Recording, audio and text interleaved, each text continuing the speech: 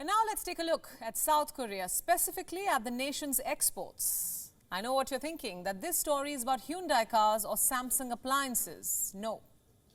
So it must then be about South Korea's cultural exports, you know, from your K-pop to K-dramas. No.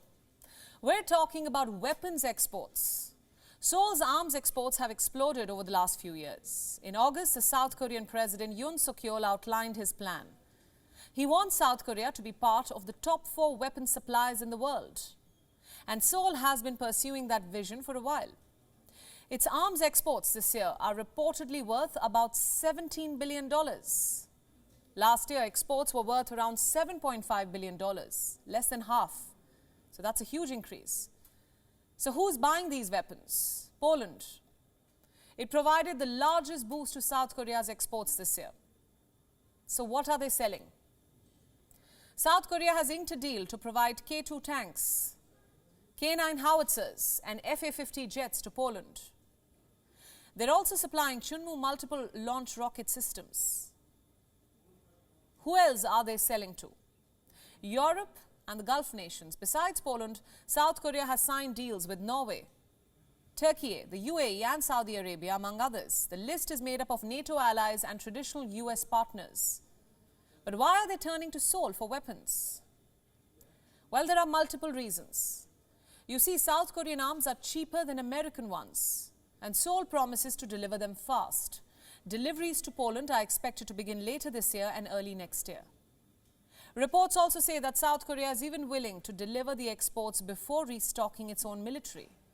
Seoul is also offering maintenance and indigenous development, even the partial manufacturing of arms, and a partner country can help with technology transfer. And remember, South Korea is a US ally. Its weapons are designed to work in tandem with US equipment. This makes it a great fit for nations that already have American arms, such as the NATO and Gulf countries.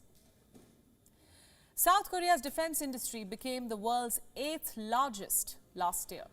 And now, the war in Ukraine has provided it the opportunity to grow bigger.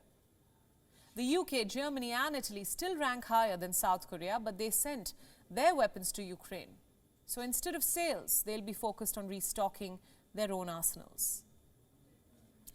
Also, European nations are being cautious, like Poland.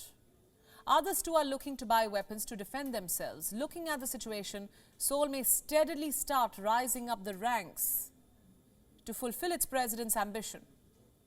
South Korea will have to overtake China. Remember, China, which occupies the 4th spot, has a different market altogether. Chinese arms mostly flow into Pakistan and countries in Africa. So Seoul can grow without having to compete with Beijing. The war in Ukraine has led to economic issues around the world. Rampant inflation and a cost of living crisis have hit the common man everywhere. Even in South Korea, the exports of most other goods have fallen. But the arms industry is gearing up for explosive growth. We'll, of course, get you the latest soon. WION World is now available in your country. Download the app now and get all the news updates on the move.